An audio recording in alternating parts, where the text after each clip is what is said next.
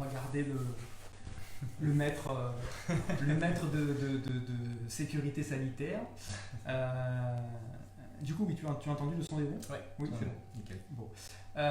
Bonsoir à tous. On va commencer un lundi live, parce qu'on va l'appeler comme ça désormais, avec notre premier invité, qui est Didier Waro. Ouais, bonsoir.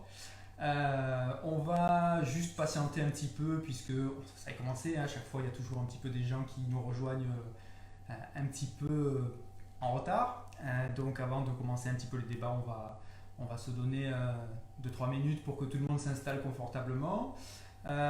N'oubliez pas, alors c'est nouveau, c'est sûr, il y a un invité, donc ça va sans doute générer beaucoup de questions chez vous, beaucoup de curiosité, donc n'hésitez pas à poser vos questions, hein. On a Sabrina qui sera, pour la première partie, qui sera en coulisses pour noter tout ça, et dans une deuxième partie, on fera un éclaircissement, un petit approfondissement, si jamais tout ce qu'on a abordé ce soir nécessite encore, et j'en suis sûr, beaucoup de questions.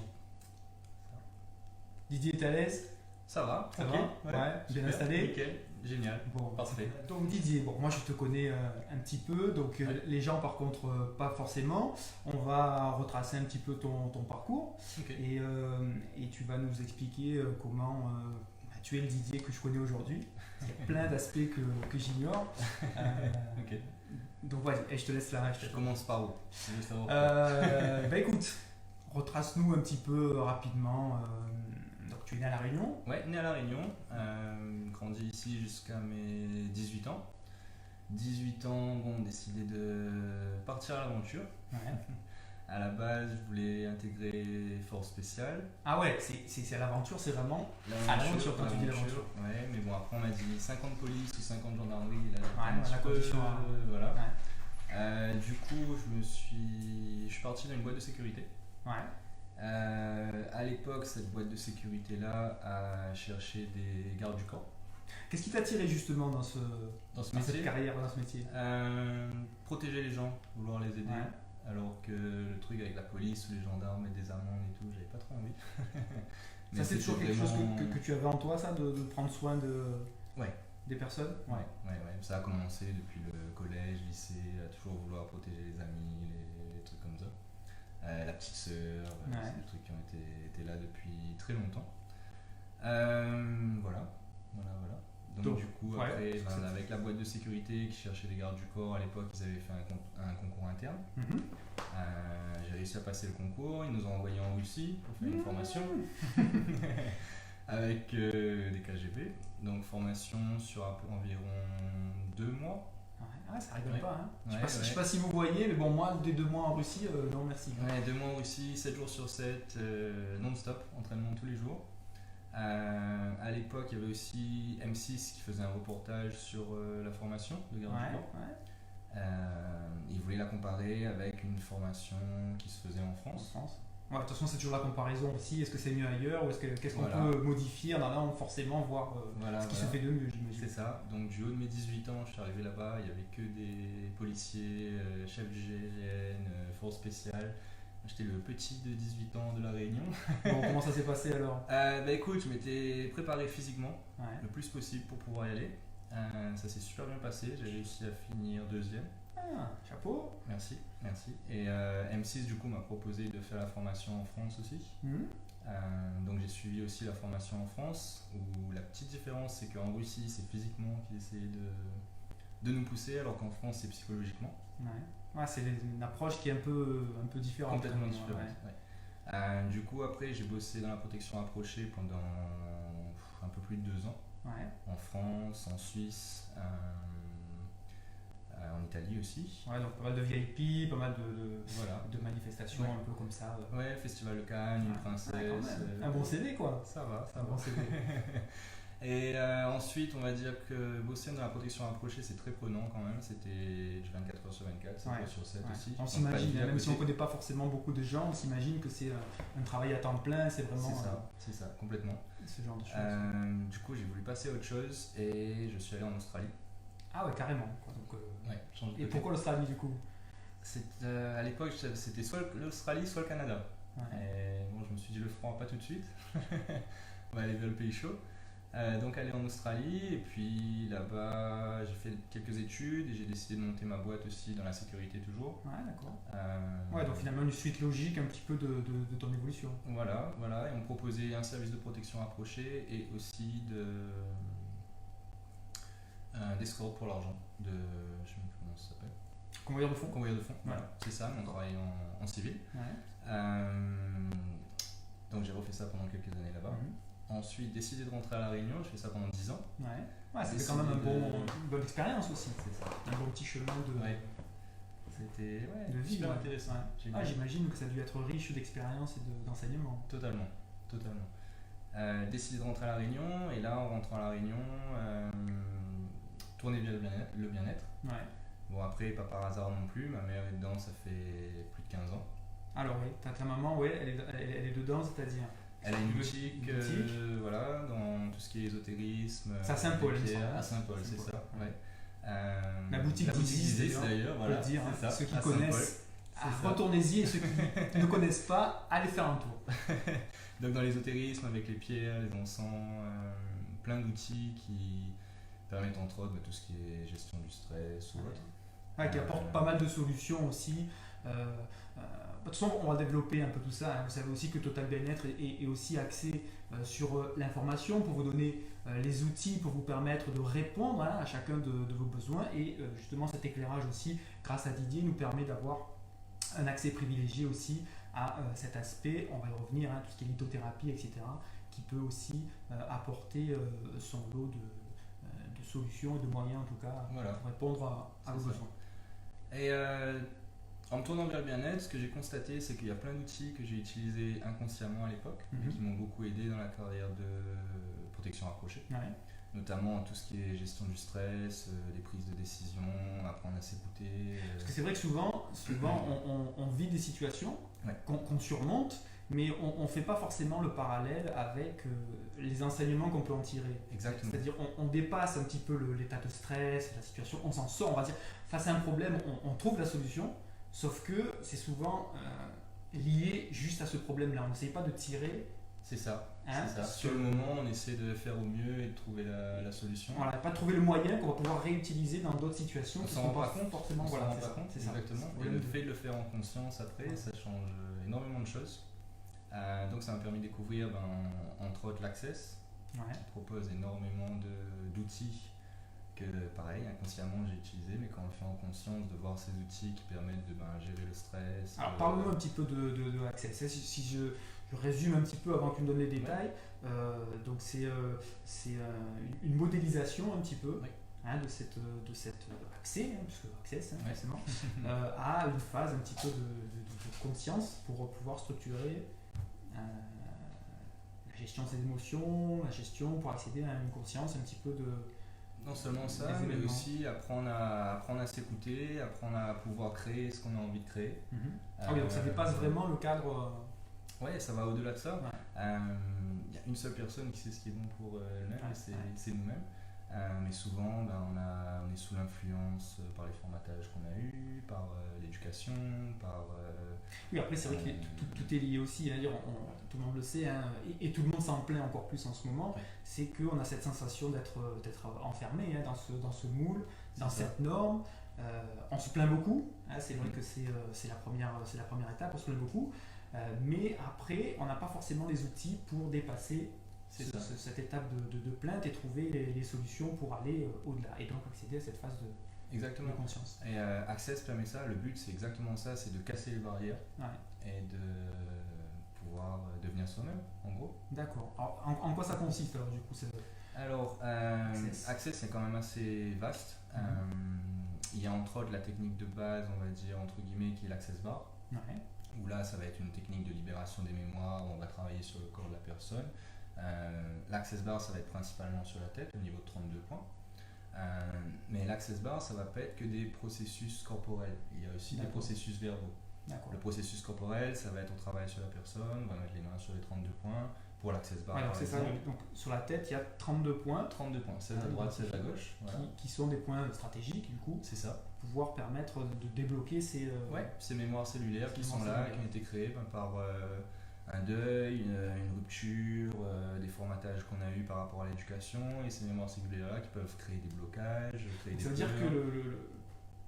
l'être humain, hein, nous fabriquons automatiquement ces blocages en fait en fonction d'événements qui sont traumatisants ou qui Ouais. sont Inconsciemment, voilà, peut-être. inconsciemment. Ouais. Souvent c'est le cas et du coup on s'en perçoit même pas parce que c'est inconscient, on s'en perçoit même pas qu'on avance ou qu'on essaye d'avancer avec Dans certains cas, oui, ces exactement, limites. ça peut créer de gros blocages, de grosses peurs aussi.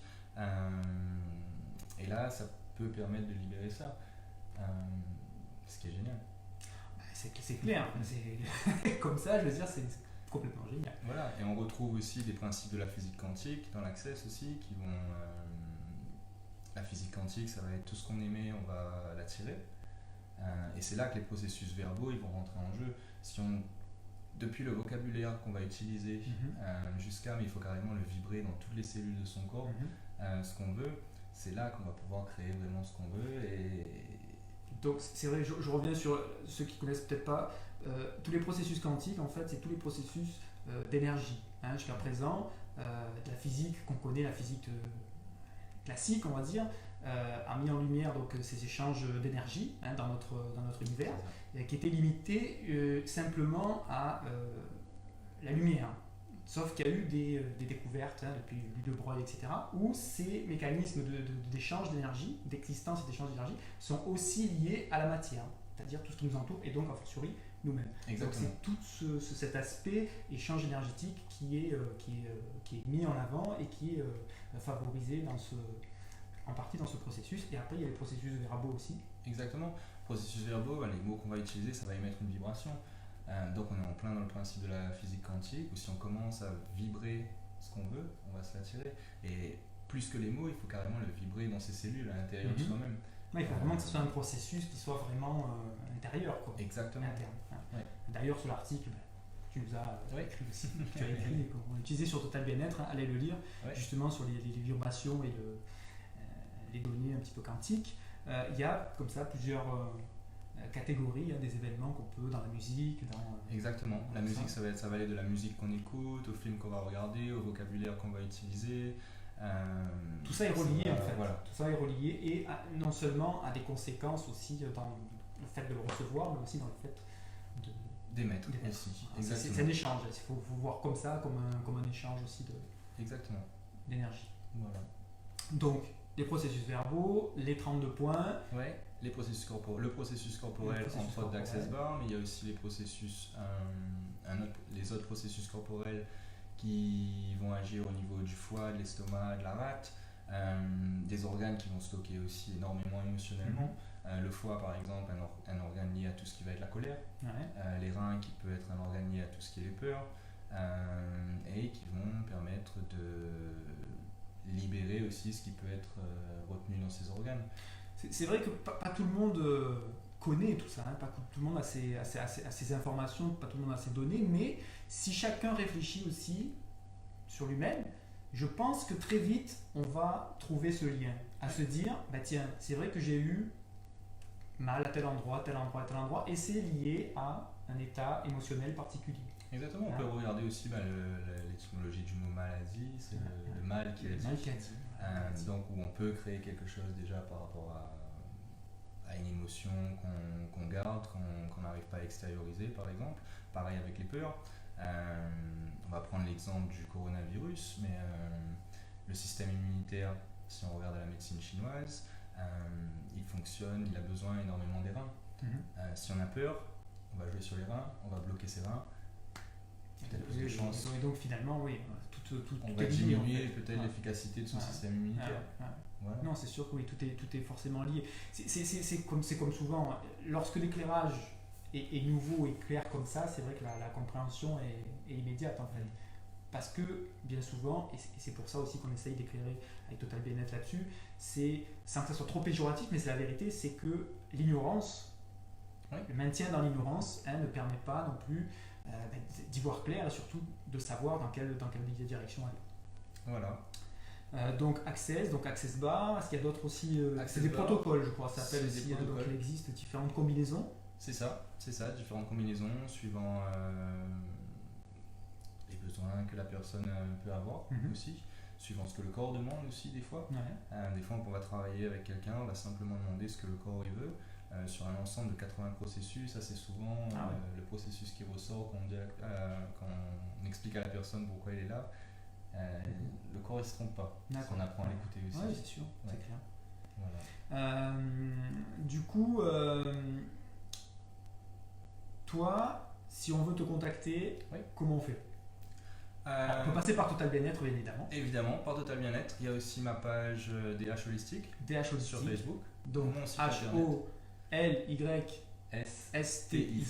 Il y a aussi la page internet dhholistic.com. Donc c'est DHHOLYSTIC.com. Si vous tapez, vous le trouvez tout de suite. Voilà. Il y a aussi mon numéro de téléphone. Ouais, tu peux le donner aussi. Le 06 93 10 40 65. 10 40 65. 65. C'est 6 ça. 93. Voilà. Très bien. Mais ce n'est pas là tes seules spécialités. Non, effectivement, il y a d'autres outils que j'utilise aussi. Entre autres, par exemple, le référentiel de naissance. Ouais. Le référentiel de naissance qui va allier le tarot de Marseille et la numérologie. Le référentiel de naissance avec le tarot, le but c'est pas de faire la divination. Alors c'est vrai que ça c'est la grosse différence. Ouais. Il y a le tarot divinatoire, celui où on va un petit peu tirer les cartes, comme on dit vulgairement et rapidement, pour vous dire bon ben voilà il va se passer un petit peu ci, un petit peu ça. Ouais. Il y a ce tarot-là. Il y a ce tarot-là qui est basé sur vos nombres de naissance. Exactement. Donc en fonction de votre date de naissance, de votre année de naissance, en fonction de tout ça, il y a une combinaison. Je reviendrai sur l'Access Bar Therapy, je l'ai testé aussi. J'ai testé ça aussi. Ouais. C'est assez impressionnant parce que comment voulez-vous, si vous arrivez comme ça avec vos grands yeux, comment voulez-vous qu'on apprenne autant de choses sur des chiffres et des cartes? C'est hallucinant. C'est hallucinant comment ça se passe en fait. C'est quoi? T'as fait une enquête sur moi avant ou quoi? Et non, c'est incroyable. Non, juste avec le tarot, la numérologie, en fait, ça permet de dresser un petit peu le CV de la personne.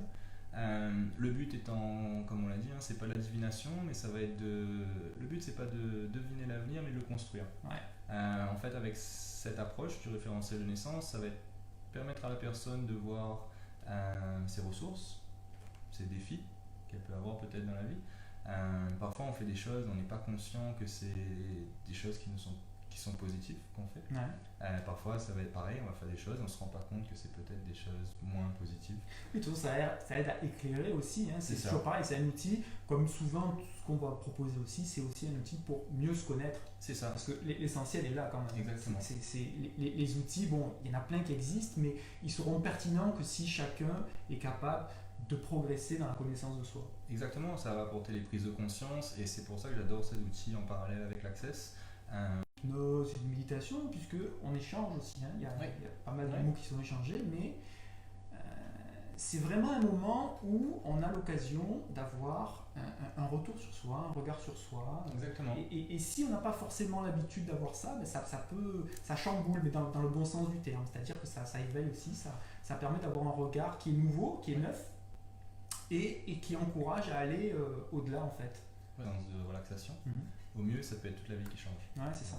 Je suis d'accord. C'est vrai que c'est assez bien formulé parce que vraiment, ça initie des processus. Ça initie des processus. Après, toujours pareil, tout le monde aura toujours le libre choix de poursuivre dans cette voie ou pas, ou d'essayer autre chose aussi. Le choix il est toujours là. Mais c'est vrai que c'est un bon moyen de procéder peut-être au déclenchement de quelque chose qui peut amener à changer complètement la vie. C'est ça. Je vais juste vérifier, est-ce qu'on est toujours en direct? Est-ce qu'il n'y a pas eu de bug aujourd'hui? Non. C'est miraculeux. Comment ça déjà encore mieux que ça? On progresse. On a posé des questions s'ils veulent comme ça. Bon, poser des questions, après on va switcher. Sabrina va venir me remplacer pour vos questions, donc n'hésitez pas. S'il y a déjà par rapport à l'Access, par rapport à tout ce qu'on a évoqué, par rapport au tarot marseillais aussi.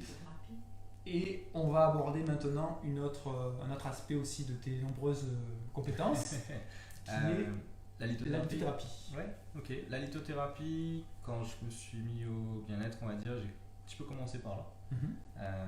Ça a été une approche, on va dire, j'ai trouvé pas mal parce que c'est plus palpable peut-être avec les pierres. Alors, ceux qui ne savent pas la lithothérapie, c'est tout ce qui touche aux pierres, quelles qu'elles soient.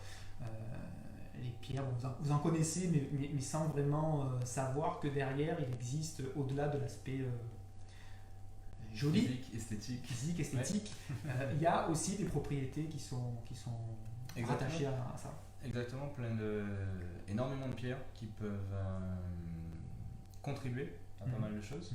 Il y a des pierres qui vont permettre justement, contre tout ce qui est gestion du stress, de l'angoisse. D'autres pierres qui vont aider à retrouver la joie de vivre, des pierres pour les gens qui ne dorment pas aussi, qui peuvent avoir du mal à dormir. Mon expérience personnelle, ça a été après un accident de moto, on m'avait conseillé une pierre qui s'appelait la malachite, donc à mettre, c'était au niveau de la cheville. Cicatrisation extrêmement rapide. C'était un accident de moto assez grave, faut dire aussi. Le repose-pied qui est rentré dans la cheville. Voilà. Donc voilà, ça a permis une très très bonne guérison. De là, je me suis encore intéressé un peu plus. Il y a des pierres parce qu'après qui vont favoriser tout ce qui est communication, créativité. Et maintenant, on va dire que ça a poussé un peu partout chez moi. Il y en a plein partout dans la maison. Mais ça contribue aussi à énormément de choses, à un mieux-être, à un bien-être. En plus, on peut les combiner. En plus, certaines sont compatibles. Ouais. Voilà. Il y en a pas mal qui sont compatibles, qu'on peut utiliser. Il y en a qui permettent d'amplifier les effets d'autres pierres. Très très vaste aussi tout ce qu'on peut faire avec. Donc ça peut se porter en bijoux. En bijoux, juste la pierre en elle-même. En elle-même aussi. Ouais, les petites pierres roulées on appelle ça. Il peut y avoir aussi pour par exemple les gens qui sont en cabinet, les infirmières, les gens qui font des soins aussi, des séances énergétiques, avoir une pierre dans la salle qui va capter toutes les énergies négatives. De toute façon, tout est lié, cette notion d'énergie, vous l'avez bien compris. On parlait de physique quantique tout à l'heure, c'est vraiment, plus qu'un concept, c'est essentiel aujourd'hui de comprendre ça. Ouais. Parce que voilà, là on parle de quelque chose qui est minéral, c'est ça. Donc qui est tangible, qui est physique, etc.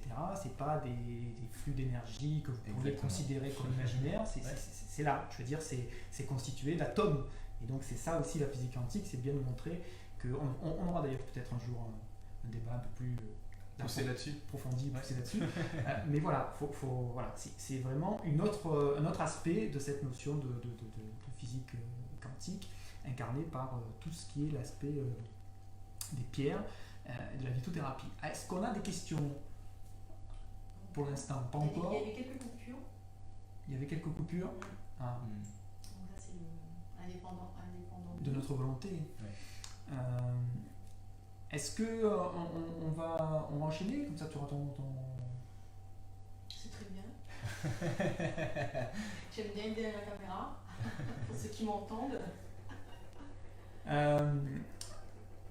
Donc, si on résume un petit peu, parce que les gens nous ont peut-être pris en cours, donc Didier a eu un peu un parcours que certains trouveraient extraordinaire, et je suis d'accord, parce que déjà quitter la Réunion, c'est déjà en soi un défi. En plus, aller s'entraîner auprès du KGB, de devenir garde du corps sur le festival de Cannes, puis ensuite aller montrer sa propre boîte en Australie, déjà, pour certains, ça aurait recouvert déjà 3 ou 4 vies.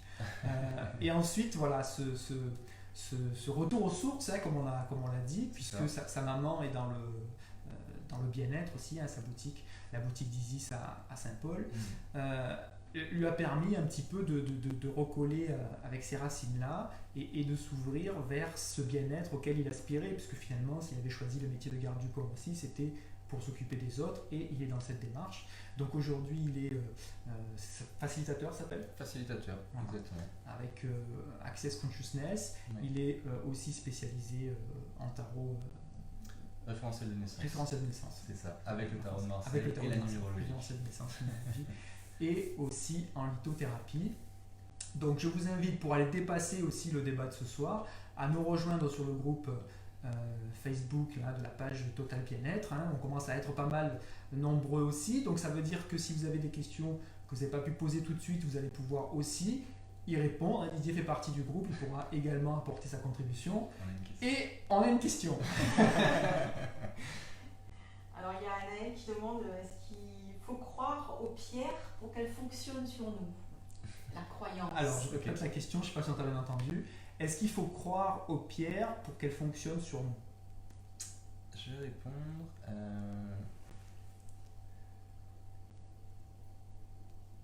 Est-ce que tu crois en toi, Naël?